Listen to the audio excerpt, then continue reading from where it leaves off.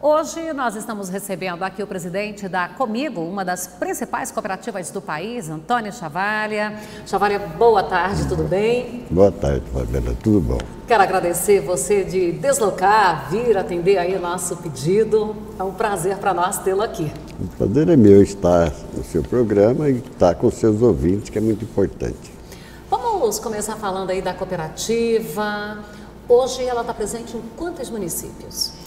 A cooperativa hoje está em 14 municípios, né? Bem estruturada, só em 2 municípios que não tem armazém, que é Caçu e Jandaia, e Palmeiras também não tem. Mas o resto tem a estrutura completa de loja, armazém, agrônomos, que dá um apoio estruturante aí na parte de pecuária com os veterinários e agricultura com os agrônomos. Essa pecuária, nós estamos fazendo um trabalho muito importante para aqueles associados que desejam fazer um trabalho dentro da propriedade de recuperação dessas áreas de pastagem, que ele não precisa fazer de uma vez, ele vai fazendo gradativamente. Então, porque a pecuária de leite ou de corte, ela não está deixando aquela renda que muitas vezes a agricultura, em áreas de agricultura, deixa. Então, o produtor precisa ter muita cautela em fazer os investimentos, mas está sendo possível investimento, que hoje você tem investimentos a longo prazo, o juro cedeu um pouco, mas não estava adequado ainda para investimento a longo prazo, mas já tem um equilíbrio maior.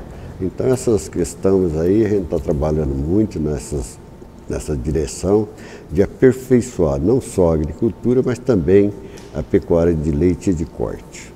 E a pecuária, o leite ele tem sempre assim essa instabilidade muito grande. E a pecuária de corte, ela entrou numa maré também, desde a Operação Carne Fraca, que tem sufocado o pecuarista. Né? Hoje, se considerar todas as proteínas, hoje o Brasil ficou bastante prejudicado no mercado internacional. A hora que fez da maneira que foi feito, que eu não concordo muito, sair aí de nós depreciando o nosso produto de uma maneira escandalosa, porque problemas de saúde animal, o Brasil é nos países que tem menos, a Europa tem muito mais, com a expansão de sanidade na Europa, nos Estados Unidos e outros países, é muito pior do que nós temos no Brasil.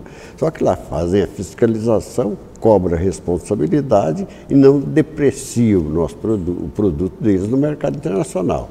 O Brasil foi a primeira coisa que nós fizemos depreciar o nosso produto, em vez de corrigir o problema que existe interno no país, que é de fiscalização, é de pessoas fiscais até, pelo que foi divulgado, até corruptas, e isso traz um problema muito sério para o país. Então nós precisamos realmente recuperar esse mercado com responsabilidade, tanto na de bovinos como de aves e de suíno, porque nós temos um potencial muito grande para ser explorado no Brasil nessa área e tem um potencial de crescimento muito importante. Agora precisamos ter muita responsabilidade de fazer realmente um produto que atenda o mercado consumidor dentro das exigências desses mercados consumidores. E agora a gente ainda, como se não bastasse, a gente tem São Paulo querendo criar leis para proibir o embarque de bovinos vivos. Para você ver, a questão eu sempre discuto muitas vezes e a gente tem debatido internamente, tem ONGs que são importantes. Agora, tem ONGs que são bancadas por países de fora e estruturas externas que a gente até fica difícil de conhecer em detalhes tudo isso. E essas pessoas ficam num país como o Brasil fazendo levantamento tudo aquilo que é de pior no Brasil ou notícias de 30 anos atrás para denegrir a imagem do país lá fora. Eu acho que os embaixadores do Brasil não estão muito preparados para fazer essa defesa do país lá fora. Porque nós temos hoje, o levantamento tem pela Embrapa e confirmado pela NASA, que o Brasil preserva mais de 60% do país, está intocável. E você vai numa reunião, como foi a nossa equipe lá na Europa, a imagem lá nesses debates lá, dessas ONGs, é que o Brasil é trabalho escravo, desmatamento da Amazônia, e tudo que nós produzimos só na Amazônia. Então não tem defesa, pessoas está faltando informações e defesas para combater essas ONGs responsáveis, do meu ponto de vista, estão aqui no Brasil e denegrindo a imagem do país lá fora. Vou aproveitar esse gancho e lembrar você que no dia 14 de setembro nós estaremos com Evaristo de Miranda aqui em Jataí. E ele é um dos responsáveis, né, por todos esses levantamentos, pela compilação desses dados junto à Embrapa Territorial, para apresentar essas informações verdadeiras, essas informações com base, onde oferece para você o argumento, o conhecimento. Porque a partir do momento que você tem conhecimento, você tem condição de contra-argumentar estas ONGs e esse pessoal que vai iludido pelas ONGs, porque ainda tem esse problema, né? Porque nós temos uma quantidade, não podemos condenar essas pessoas, pelo contrário, as pessoas querem preservação ambiental, defesa do bem-estar animal. Todos nós também queremos isso, né, Chavalli? Agora, nós precisamos apresentar esses dados verdadeiros. Sim. Eu acho que não tem outra maneira de combater com dados reais, porque se fosse só os dados que o Brasil tem, levantado pela Embrapa com uma responsabilidade muito grande, e foi confirmado pela NASA, nas imagens, tudo mostrando que o Brasil preserva mais de 60%, que a nossa área agrícola é só 6,3% nós ocupamos. Pois é, agora como que esse produtor está destruindo se ele usa menos de 10%? Se juntar a pecuária e a agricultura não dá 20%. E aí você pega as cidades, asfalto, as estradas, tudo, dá mais. Só chega juntando tudo isso, a cidade, a agricultura, não dá 35%. As reservas indígenas são hoje quase maior que a agricultura do Brasil. Elas são maiores, certo. Né? Então, essas coisas que às vezes existe, todo mundo sabe, e o Brasil não faz as defesas no momento adequado. Precisa ser muito bem trabalhado isso, que só fazendo isso com muita responsabilidade, trabalhando lá fora, nós vamos continuar podendo expandir aqui internamente, tanto na área agrícola como de produtos animais, e proteínas animais, e vamos conquistar mercado lá fora. Isso ninguém abre espaço de graça, tem que conquistar. Espaço tem que ser conquistado em todo sentido, principalmente num país como o Brasil. E nós podemos dizer assim, Chavalli, que algumas coisas para a gente tentar justificar tantos ataques em cima do Brasil, porque o Brasil tem crescido, tem ganhado espaço. A gente pode dizer que nesse ganho de espaço, alguém está perdendo. E são esses alguém que podem estar buscando esses ataques? Que a sociedade brasileira ainda não despertou, nunca passou por uma guerra, nunca passou fome. Temos problema de fome hoje, mas porque as distorções que a gente vê aí. Má distribuição. Má distribuição de renda e tudo mais. Mas nós temos produção, sempre tivemos produção para abastecer internamente. No passado nós importávamos alguma coisa, depois hoje exportamos muita coisa, e é muito importante o país exportar. E tudo isso graças a um trabalho muito grande que foi feito. Agora hoje nós estamos. E esse potencial que tem o Brasil, fala-se que dentro de 20 anos, 30 anos, o consumo mundial vai aumentar 50%. E desses 30% a 50%, não estou bem lembrado. Só que o Brasil tem que aumentar 40% a produção para atender essas demandas, que tem países que não têm condições de aumentar 10%, 5%, 20%. E o Brasil tem condições de aumentar em 40% sem desmatamento. Que é importante também a gente frisar isso. As pastagens degradadas, recuperando as pastagens degradadas, aumenta a agricultura em 40% e aumenta a pecuária também. Então a gente tem um potencial muito grande para ser trabalhado. E precisa ser trabalhado e mostrado o que nós estamos fazendo com responsabilidade. E aí você começa a atrapalhar os produtores de outros países.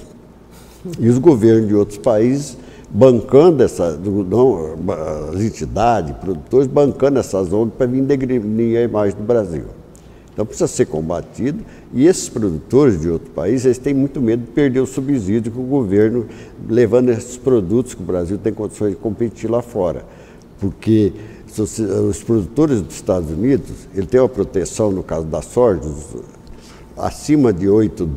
abaixo de $8,50 o bucho, ele recebe subsídio do governo, se abaixar de 8 dólares e 50. Então, quer dizer, lá tem um preço mínimo. Tem, e é agora com a questão da China, que pôs esses embargos, então, que abaixou o preço, aqui no Brasil nós temos o de Chicago, mais um prêmio positivo, certo? Que chega aí,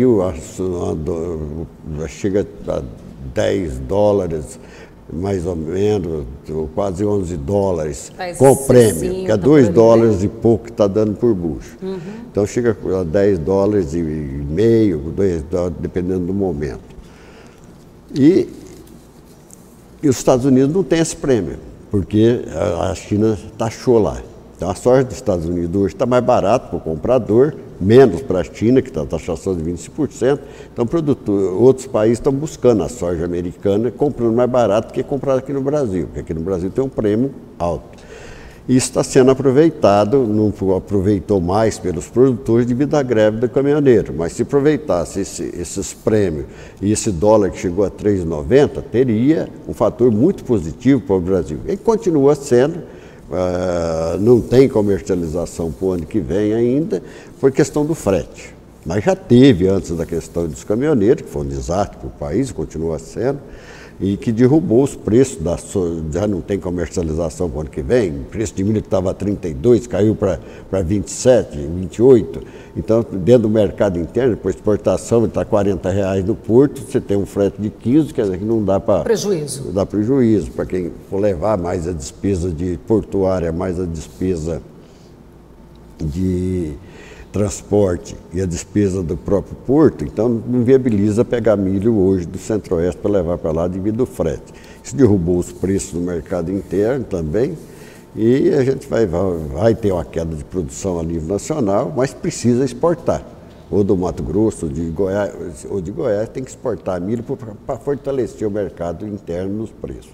Então, e a soja, lamentavelmente, perdemos uma oportunidade grande aí de comercialização, que alguns produtores comercializou antes da greve, e a gente não sabe se esses preços que tivemos antes da greve vamos ter no futuro, né, que foi de 70 a 75 reais. Alguns produtores aproveitaram e outros não tiveram condições, porque entrou a greve e complicou tudo isso, e a gente não tem referência de frete para o ano que vem para o porto, então não tem nem sinalização de preço. Então, e a gente sofre essa questão no mercado interno, mas a proteção que dão, tanto para o pagado de leite na Europa, como para todos os produtos da Europa, só que na Europa é diferente. Aqui no Brasil, se eu quero ser produtor, eu arrendo a terra, compro uma máquina e vou ser produtor. Na Europa, não. Para ser um produtor, você precisa estar habilitado com o governo, credenciado pelo governo, para você ser um produtor, para você entrar no subsídio. E lá ninguém trabalha se não tiver subsídio na Europa. Tem critérios, mas tem suporte. Desde a vaca ao suíno tem que ter subsídio para poder sobreviver. E ele precisa estar cadastrado em cima do governo. Então, na Europa, sabe quantas galinhas você tem, quantos pintinhos você produz. Assim é controlado toda a produção.